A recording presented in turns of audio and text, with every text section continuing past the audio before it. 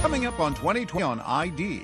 Skylar's parents are beside themselves. Their daughter is gone. Can you imagine? It's evil. A popular teenage girl lured from home for a mysterious joyride in the middle of the night, but she never comes back. I was scared to death. I didn't know where my baby was. Does this chilling game by BFFs hold an answer? Would you guys rather suffocate or get shot? Get shot. Shot. Drowning or suffocating? Suffocating. Inside a jaw-dropping mystery. Maybe there was a fight. Maybe there was something that made her upset. And the secret world of mean girls gone wild. Give me the phone. No, this is over. This is over. Hurry up. From cryptic messages on Facebook and Twitter to a real-life crime scene in the woods. Skylar is screaming why. What happens when three is a crowd and one person gets cast aside? What secrets do they have? And who do you believe when pretty little liars seem to be everywhere? Her words were, I have to tell you the truth about what happened last night. Best friends from hell. There couldn't be a more fitting description. Unfriended. Welcome to 2020 on ID. I'm John Quinones. Sometimes it can be hard to know who your true friends really are and who may be stabbing you in the back. Especially tough for teenagers navigating the social hotbed of high school. But as Ryan Smith first reported in 2014, no one could have predicted the chilling outcome among a tight threesome everyone thought would be BFFs forever. They were 16 and inseparable. Best friends. High school sophomores Sheila, Skylar, and Rachel. It was always those three together. You barely ever saw one of them by themselves. Silly in their selfies. Giggly teenage girls. They're pretty, they're sociable, they're popular. But behind their smiles, secrets that would shock everyone they knew. The level of deception, it's mind-boggling. The police were just as shocked as we were. No one was expecting anything like that. Pure evil. Nestled in the Green Mountains of West Virginia, the city of Morgantown, home to West Virginia University, known as a friendly family place. What's it like here in Morgantown? It's peaceful. It's a small town that's growing really fast. Nice people. Dave and Mary Neese lived in an apartment in the tiny Morgantown suburb, Star City. Dave works at a local Walmart, Mary at a medical office. Their lives wrapped around their only child, Skylar. Hey, gorgeous. Treasuring every spin. What a beautiful ballerina. Every laugh. And every childhood memory. It was the time she had a tea party for me, and after Mary came home, she noted that Skylar couldn't reach a faucet. I've been drinking toilet water for the whole tea party. That was a good memory. At the time, it wasn't a good memory. Yeah, I'm a crazy girl. Daddy's a crazy boy. She was Daddy's little girl. I spoiled her beyond rotten. Skylar was very loyal to her friends, the people she thought was her friends. When Skylar was 8 years old, she met another spirited child with whom she developed an instant bond. Her name was Sheila Eddy, and they became thick as thieves. If they weren't together, they were on the phone together. And that's literally 24 hours a day. I'm serious. It was always, you saw one of them, you saw the other one. What was your relationship like with Sheila? Ellie wants to turn away. She's like a part of our family. She really was. I mean, just like one of our kids. The lemon burns. As a teenager, Skylar had a 4.0 GPA, a part-time job at Wendy's, and an active social life. In their freshman year at University High School, Skylar and Sheila meet the striking redhead Rachel Schoaf. Rachel was the new girl. She had access to people and things like popularity, money, social status, and they seemed to bond instantly. Their duo becomes a trio. Kelly Kearns was close to Rachel. She called me her cool aunt. She was like a daughter to you. Yes. Kelly says Rachel was charismatic, popular, and talented, cast as the lead in the school play. What was she like on stage? She was a natural. On Rachel's 15th birthday, Rachel introduced Kelly to her new best friends, Sheila and Skylar. Here they are that night. They were two adorable little girls smiling up at me, you know, just looking so angelic. But that vision of angels would soon be shattered. July 5th, 2012, Skylar finishes a night shift at Wendy's. Skylar walked through the door and gave her mom a hug and said, "I love you, Mom." She hugged me and said, "I love you, Dad." She went to bed. The next day, Dave and Mary go to work. But when he returns home that afternoon, Skylar's bedroom door is still closed. I knocked on her door. There was no answer. So I said, "Sky, come on, you got to get up." And I still didn't get an answer. So I opened the door. I looked down at her bed and it hadn't been slept in. And it scared me. So I immediately called Mary. She said, "She's not home?" And I said, "No." Concerned, his next call, Sheila. She answered on her first ring. I said, "You got any clue where Skylar is?" She said, "No." I said, "When's the last time you talked to her?" She said, "Last night about midnight." Looking for clues in Skylar's bedroom, Dave discovers something out of place. When you came in here that day, describe what this looked like. The screen was gone completely, and I found it in her closet, and the window was open about that much so she can get her fingers out and lift it back up. I found a bench right here. Outside the house, Dave points out where he saw a bench, a way for Skylar to climb back into her bedroom. Then I knew, oh my God, she snuck out last night and she's not home. And then I started freaking. It's now 4 p.m., and it's time for Skylar's next shift at Wendy's. Skylar had never missed work, but today, she's a no-show. Wendy's called and said, "Hey, is Skylar coming to work today?" And I said, "Oh, Jesus."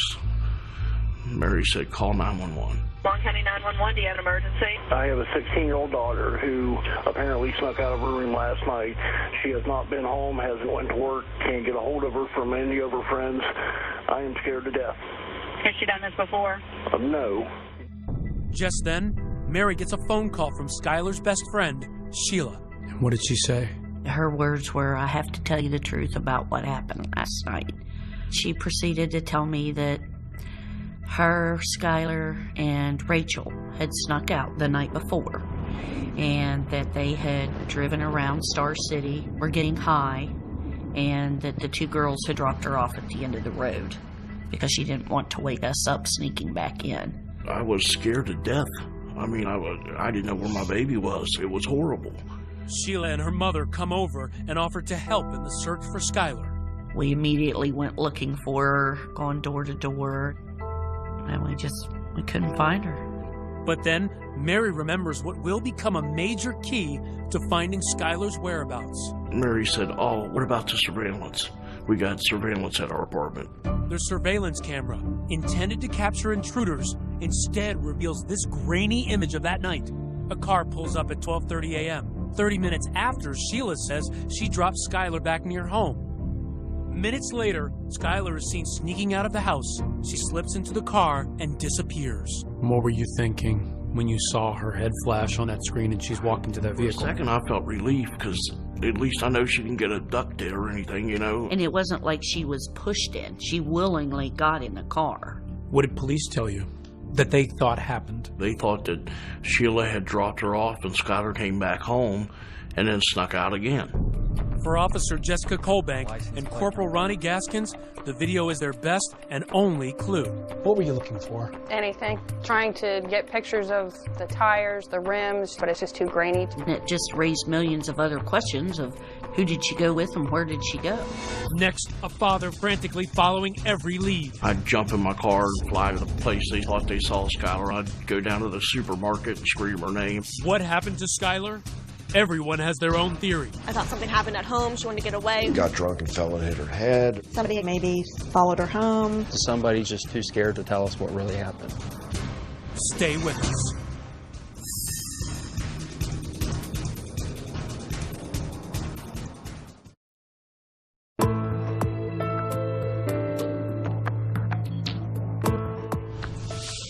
No one has seen or heard from Skylar Neese for days. But is she really missing or just a defiant teenager who's run off?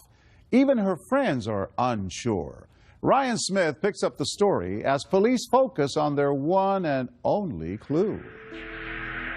This is the last sighting of 16-year-old Skylar Neese. Surveillance video outside of her home in West Virginia. An eerie vision as she sneaks out of her bedroom, enters an unknown car, and vanishes. Surveillance video from the James Place apartments showed the 16-year-old girl willingly leaving the complex. A parent's worst nightmare. Anyone with information on Skylar's whereabouts? She seems to have left home voluntarily, so police do not activate an Amber Alert. Officer Jessica Colbank is assigned to the case 2 days after Skylar's disappearance. Did you think it was a runaway case at that point? It does happen. Kids run away, they come home a couple days later, or the parents find them.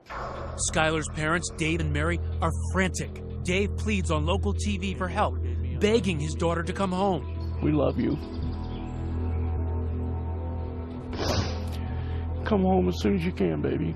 Honey, if you're scared, don't be scared. You're not in trouble. We need to talk, and that's all, honey. Just come home. Each time they get calls with possible Skylar sightings, they rush into action. I'd jump in my car and fly to the place they thought they saw Skylar. I'd go down to the supermarket and scream her name. I mean, everywhere they thought they saw Skylar, we were there. Skylar's friends were worried, but hopeful. Morgan Lawrence has known Skylar since they were 3 years old.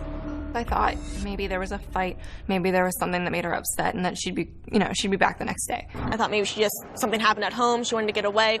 Amarette Hughes, another friend, writes Skylar messages on Facebook, pleading with her to come home. Hi, beautiful. I love you and I miss you. Come home soon. The inseparable trio of Skylar, Rachel, and Sheila is now missing a key member. As for Rachel, just hours after Skylar's disappearance, she's happily posing for pictures on a boat with her family friend, Kelly Kearns. But Kelly says Rachel is worried about her missing friend. I mean, she was texting all the time. She seemed urgent. Meanwhile, her other best friend, Sheila, is in constant contact with Skylar's parents, helping them post missing person posters, tweeting messages like this: was really waiting for Skylar to come home today. Just days after Skylar's disappearance, Sheila comes to the niece's home, devastated, with a special request. She says, is it okay if I go back and sit in Skylar's room for a few minutes? She was crying, Sheila was. Crying pretty hard, and she was sitting on her bed, so I just sat down on the bed beside her and rubbed her back. So I was trying to, console her, make her feel better. She was going through the same thing we were going through, just at a smaller level, I mean, this is our baby that's gone, and we're flipping out, and her best friend's gone. I mean, it's horrible. Days turn into weeks, and still no sign of Skylar. No activity on her cell phone or bank card. And her parents doubting the runaway theory. She didn't take her cell phone charger. She didn't take her contact lens solution or apparently her contact she was planning to come back fairly quickly. And in tight-knit Morgantown, people are searching for Skylar and wondering what could have happened to her, like local crime writers Jeff Fuller and Daylene Berry. And there were lots and lots of rumors floating around. Got drunk and fell and hit her head. Somebody had come through the drive-through window where she worked at Wendy's, and they, maybe followed her home. Or that she'd met someone on the internet. And then a possible break in the case. 2 bank robberies in nearby Blacksville. Corporal Ronnie Gaskins hears rumors that money from the robberies was used to buy drugs for a local teen party. Skylar had supposedly overdosed on heroin. She died. People there panicked, and they disposed of the body. And where did that lead take you? We weren't coming up with anything. Sheila and Rachel, the last 2 people to see Skylar, have nothing to add to their story.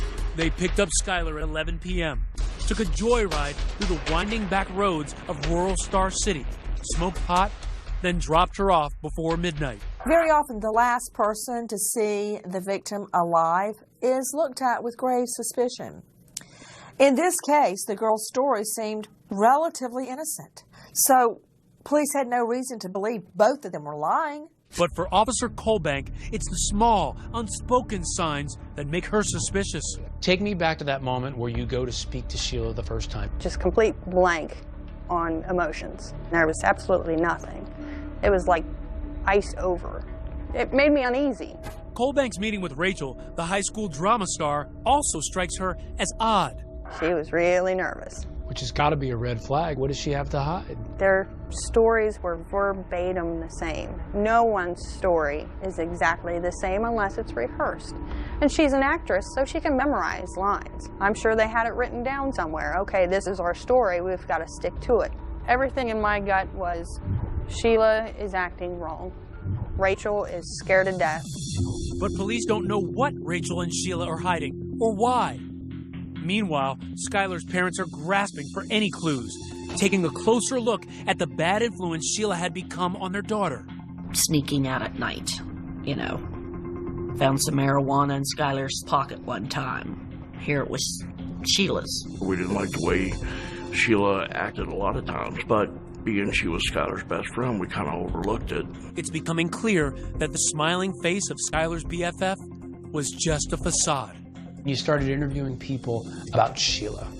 How would they describe her? What was she like? Shady, sketchy, sneaky, and pretty manipulative. Skylar's friend Morgan says Sheila rubbed her the wrong way. She was very self-centered. She would almost do whatever it took to kind of get her way. Amoret says Skylar confided in her that there were cracks in the clique. Her best friends were snubbing Skylar. These pictures that Sheila posted on the website Meet Me suggest Skylar had become a third wheel. She just thought that they were becoming closer, so they were just pushing her out. She was really upset about it. The slights were sometimes subtle, but clear as day for Skylar. They were dressed the same. They both wear dresses or skirts, but they wouldn't tell Skylar, and they would say it was more like a coincidence, but I secretly think that they planned it. Are Sheila and Rachel hiding a secret about what happened to their best friend? Officer Colbank is determined to find answers, to bring the niece's daughter home. And I promised Dave and Mary the very first day that I met him, I said, I'm a bulldog in my investigations. I said, I don't care if it takes me 10 years to find the truth. I will eventually find it. Next, the girls play a strange, secret game, captured on camera by Skylar. Drowning or suffocating? Suffocating. Where would it lead? Stay with us.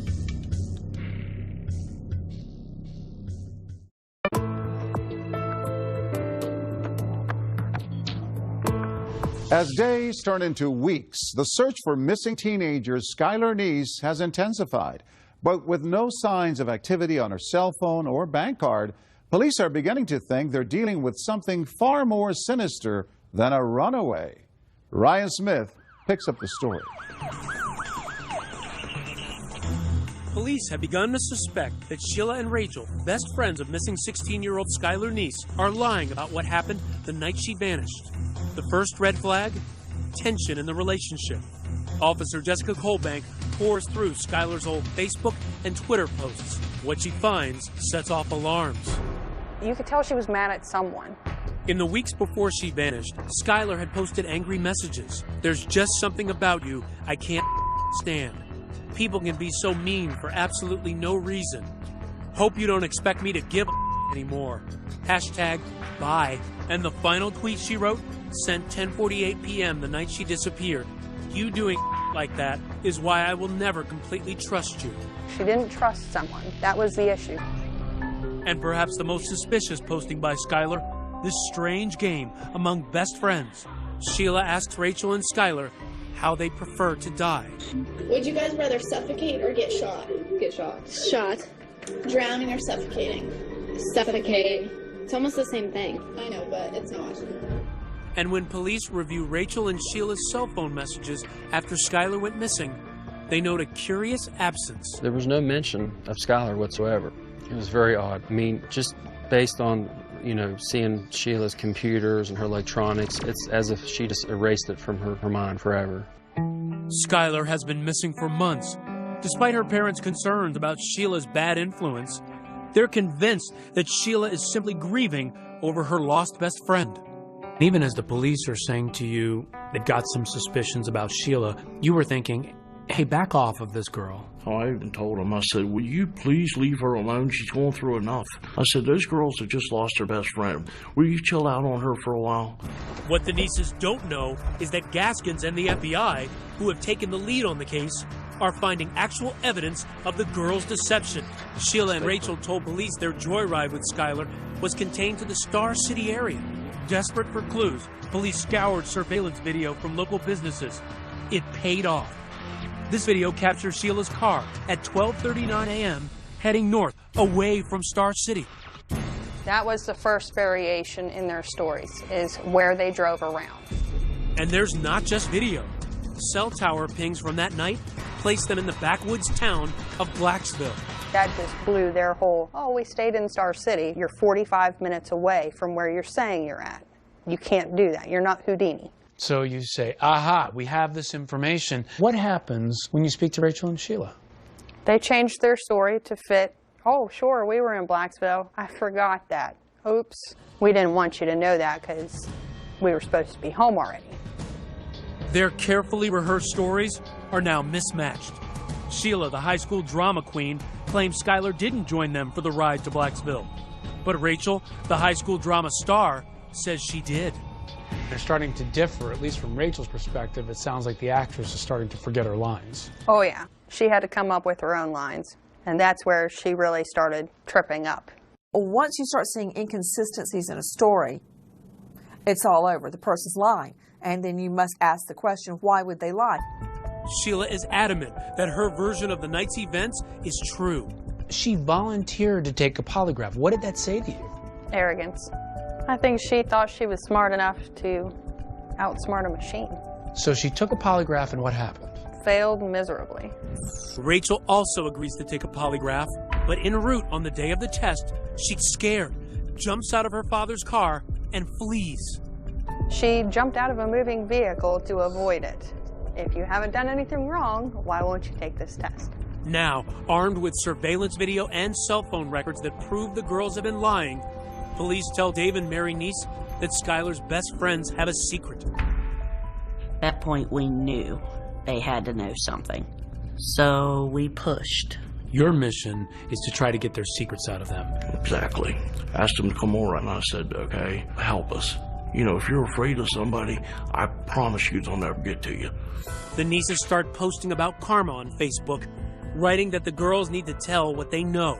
Yeah, we hounded them pretty good. Yeah, we did. Their friends at school had picked up on it.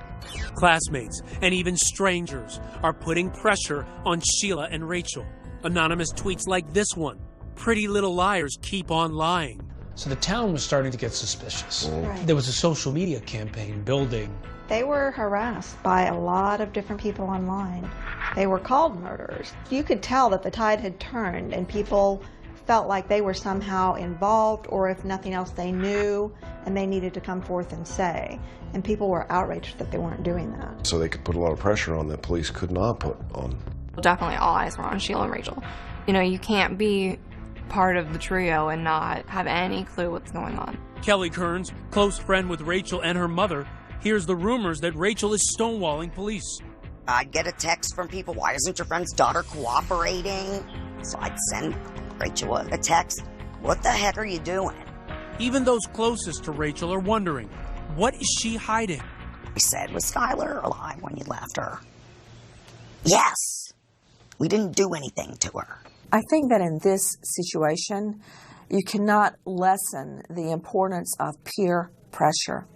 Rachel seems particularly affected. As the lead in that year's school play, she is accustomed to adulation. It's like she was getting booed in a performance. It's that type of level of ostracizing her. She couldn't handle that. It seemed like Rachel was really losing it in terms of she was crying a lot at school. Kids saw that. And it wasn't crying for Skylar, where's my friend? No. No, there was a few places where Sheila was sort of crocodile tears on Facebook, but no, there's never any real hint of that.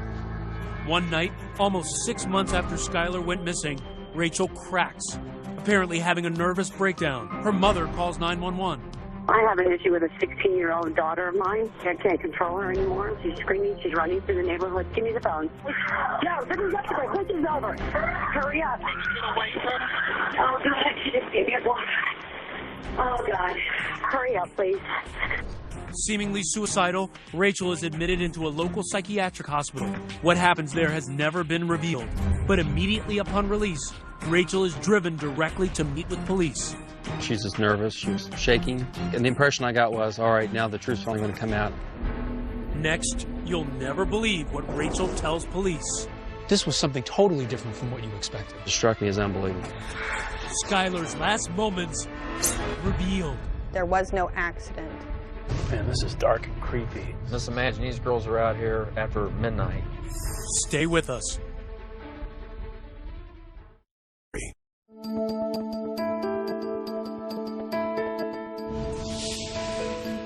University High's leading lady, Rachel Schoaf, is not able to keep up the act anymore. 6 months after the disappearance of Skylar Neese, Rachel's abandoning the role of heartbroken best friend and going from a psych ward straight into the interrogation hot seat. She was just nervous. She was shaking. She's finally about to come clean to police about what really happened to her 16-year-old BFF. It was a plot twist no one saw coming. The first words out of her mouth were, "We stabbed her." This was something totally different from what you expected. Took us a minute to kind of settle down. Okay, what do you mean you stabbed her? Rachel tells Corporal Ronnie Gaskins she and Sheila began plotting to kill Skylar months earlier during science class. They were joking how they would dispose of a body. Then it got more sinister. We need to figure out how we're going to kill her. They don't know how to use guns, so they would use knives to stab her. The students said, they thought they were joking. They did know for sure that they didn't like Skylar by how they talked about her. So one of them even warned Skylar, and Skylar blew it off after confronting them. Rachel wanted Skylar dead now because, get this, she was about to leave for church camp. So one midsummer's night, she and Sheila gathered some critical tools: a shovel, paper towels, bleach, wipes, a change of clothes, and kitchen knives. And they arranged to meet with Skylar. Remember this grainy surveillance video? Police couldn't make out the car. Turns out it had been Sheila's all along. 12:30, they arrive at Skylar's house, the knives hidden in their hoodies. 5 minutes later, Skylar emerges.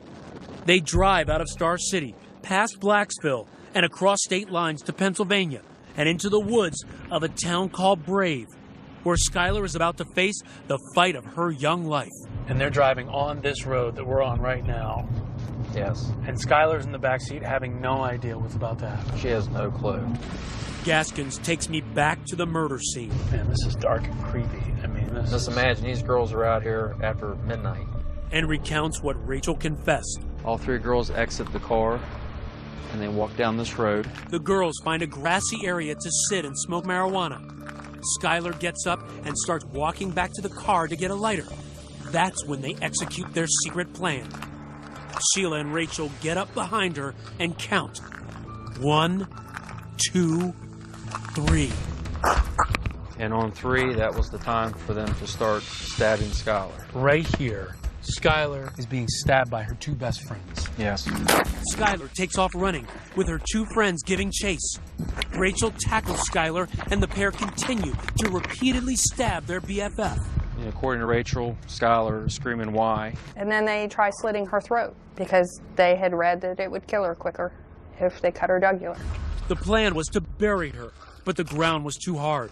So instead, they drag her body to the side of the road and cover her with branches, rocks, and leaves. They don't even bother to really conceal her. They changed into clean clothes, they wiped down the car, and they left. Like nothing happened. This was calculated, planned out, thoroughly thought of before this night. The perfect murder plot. Everything planned to the T. But why? Her only answer to that was, "We just didn't like her." "What do you mean you just didn't like her?" "We just didn't like her." Well, why not? Did you ever get the sense with Rachel that she was really remorseful? She seemed to be relieved that the truth has been told. She doesn't have to hold it in anymore. It's not eating at her anymore. Shockingly, even though Rachel confessed, Gaskins doesn't arrest her. So we had no body. We had no physical evidence. I mean, we had all this circumstantial evidence, but we needed something more concrete. And there had been no cracks in Sheila's armor. So to try and nail her, that night, police put a wire on her friend Rachel, hoping Sheila incriminates herself. Sheila doesn't take bait. Instead, two killers take this smiling selfie together. Sheila tweeting, "Finally got to see Rach." Then, a break. Police think they have an ace in the hole, linking Sheila to the murder. They find traces of blood in her car. We had to do a DNA confirmation. Meanwhile, Rachel continues to give critical details to police. Details Skylar Neese's parents so desperately await, like the location of Skylar Neese's body. In this area right here is where we were able to finally locate Skylar's remains. She was 1, 2, 3, 4, 5, 6, maybe 7 steps away from the road. Back in Star City, the Neese family is holding a vigil, on what would have been Skylar's 17th birthday. They are finally told the news they've been dreading. Skylar has been murdered. I was outraged. I was a mess. All these emotions run through my head at once. The search for Monongalia County teenager Skylar Neese is over. Skylar was our world, and now she's not here. Soon the news breaks publicly. Father, we thank you for joining us here today. But not the identities of the killers. And immediately, Sheila Eddy takes to Twitter to join the chorus of grief. Worst day of my life. The pain is real. And rest easy, Skylar. You will always be my best friend. At the same time she is pretending to mourn online, Sheila is brazenly taunting police, tweeting messages like, "Wonder if there's a Law and Order SVU where they don't figure it out." And "We really did go on 3," a seemingly blatant reference to the crime. But what Sheila doesn't know is that authorities get their biggest break yet. Conclusive evidence linking her to the murder. A DNA match confirms that blood from the trunk of Sheila's car is Skylar's. It's that final piece that really nails Sheila. That was news that I was waiting to hear. Finally, with enough evidence to arrest Sheila, Gaskins closes in and tracks her to the Cracker Barrel, where she is having breakfast with her mother. I just want to be able to get her right then and there, get her into custody. It's a race against time at this point. Right. We're not just dealing with a 16-year-old girl. This is a cold-blooded murder. It's the end of the road for Sheila. She is leaving the Cracker Barrel just as Gaskins pulls up, cuffing the teen killer right there in the parking lot. I advised them she was being charged with the murder of Skylar Neese. What did it feel like for you to finally arrest Sheila? It was just an amazing feeling. It's also a huge victory for that young cop who wouldn't quit, Jessica Colbank. Elation. Pure joy. What did you say when you brought her to jail? Home sweet home. And then we shut the door with a big old grin on my face. Case closed for Colbank, but for Skylar's parents, Dave and Mary, Sicko. Learning the killer's identities not only brought more heartache and devastation, but also fury. They're acting like they really care. And they're the ones that's responsible for the whole thing the whole time. Casting devastating new light on that moment when Sheila was overcome with emotion in Skylar's bedroom. Oh, my Lord, we believe that garbage. Can you imagine? Your daughter's killer sitting on your daughter's bed, crying, and the mother putting her arms around her daughter's killer. Skylar trusted those two little witches, and it cost her her life. Best friends like that, you don't want any enemies, that's for sure. How could they do that to their best friend? And the reason Rachel gave? That they just didn't like her? That's the biggest line of crap I've ever heard in my life. There has to be a reason. You don't do stuff like that for no reason. When we come back, the real motive? Was Skylar hiding something about her friends? Did she know too much? Skylar knew stuff about them that they didn't want out. Her secret diary revealed. Stay with us.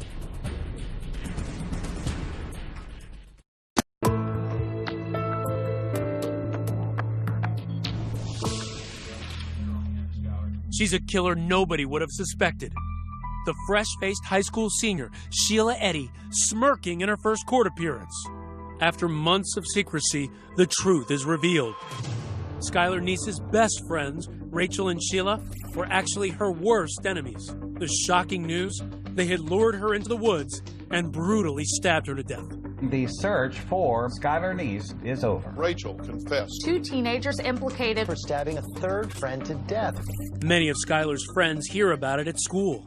It devastated me. I actually had to get up and leave class.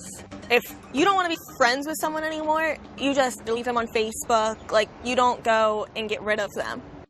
Kelly Kearns has known one of the killers, Rachel, since the day she was born, considering her like a daughter. When someone tried to tell me that they stabbed them, no way in heck. You couldn't believe that was your Rachel. You can't tell me these girls stabbed her. And it wasn't until I opened the paper when I saw guilty and her picture. Today, looking at the photograph of Rachel, taken just hours after she murdered her friend, Kelly is floored by that smiling face. What strikes me about this picture is I don't see anything on her face that reflects what she did. It just makes you feel, you know, what'd you miss? And at the heart of the wrenching questions, how could 2 teenagers kill their best friend? they say they just didn't like her anymore, which is typical of teens, but teens typically don't kill each other when they fall out of like. Daylene Berry and Jeff Fuller believe envy may be part of the answer. Skylar, on some level, probably represented to Sheila and Rachel what they lost or could never be, and that was her wholesomeness. She wanted to stay focused on her goals of going to college, becoming a lawyer, being a self-sustaining individual that gives back to society. And Rachel and Sheila, somewhere along the way, they lost that. And Skylar was a reminder of something that they weren't going to be able to accomplish. So it's almost a jealousy. Yeah. She's the buzzkill. Yeah, she's the buzzkill. I think it was because Skylar knew stuff about him that they didn't want out. Stuff, he says, that was hidden in Skylar's diary, where he says she wrote about a sexual relationship between Sheila and Rachel, which she witnessed at a sleepover at Rachel's house. Daylene Berry and Jeff Fuller describe the incident in intimate detail in the book they've written called Pretty Little Killers. Sheila and Rachel became involved sexually, it appears. Skylar was forced to watch because she knew if she left the bedroom, they had all been drinking and they'd all be in trouble. Several weeks after the sleepover, Skylar tweets, "I'd tell the whole school all the I have on everyone," which is a lot. Hashtag, if I could get away with it. Then, 1 month before she is murdered, there is another tweet from Skylar. "Just know, I know." Rachel and Sheila had formed some type of a sex relationship that they believed Skylar knew about it and would ultimately tell everyone. But the nieces say that Skylar never would have acted on the veiled threats. She had a lot of gay and lesbian friends. It didn't bother her. Now, she didn't care if you were pink, purple, yellow. That was just Skylar. Why do you think they killed her? For the thrill of it, to see if they could get away with it. I feel that they had a strong dislike for Skylar, so it's fitting they stabbed her in the back.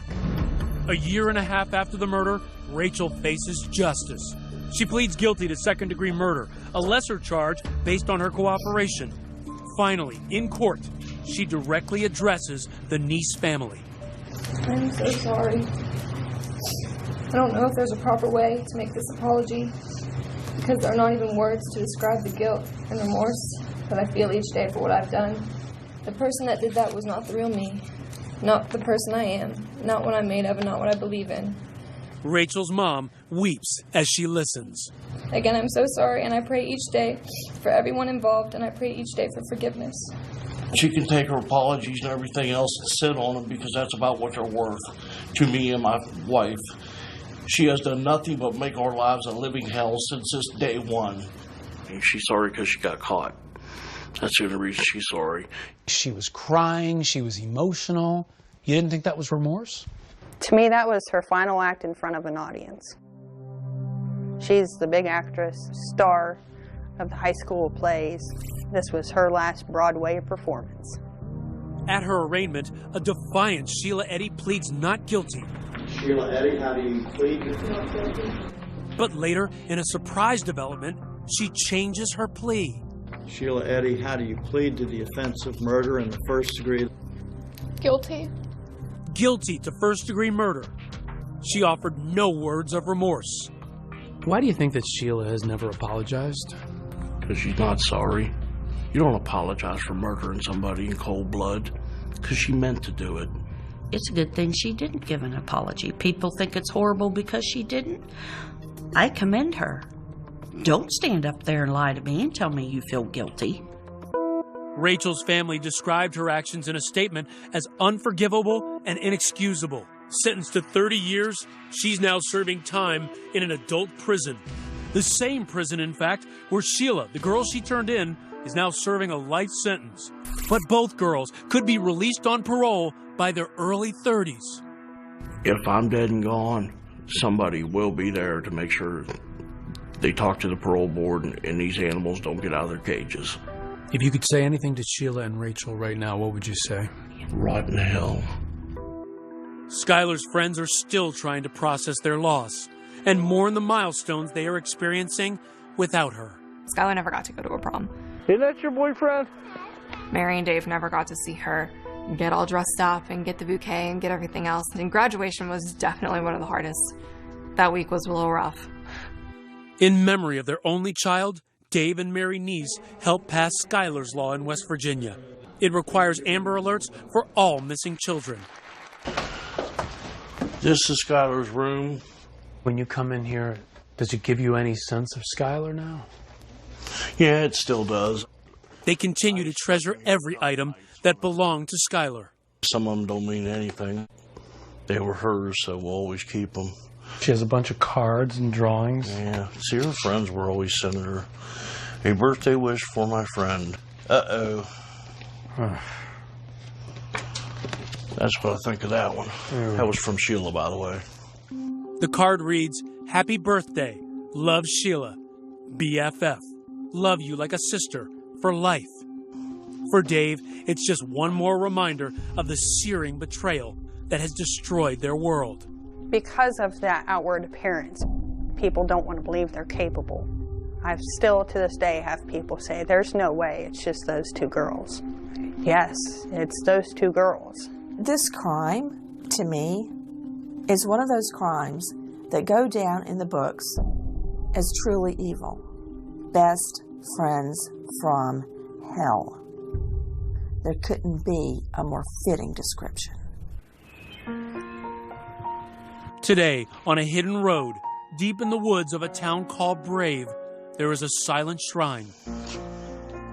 They say this is pretty much where she was found. The site of Skylar's murder has been transformed into a memorial. On this visit, a stranger had written a note to Skylar. This one says, "Rest in peace, sweet Skylar. So are the angels." Baby, I'm so sorry.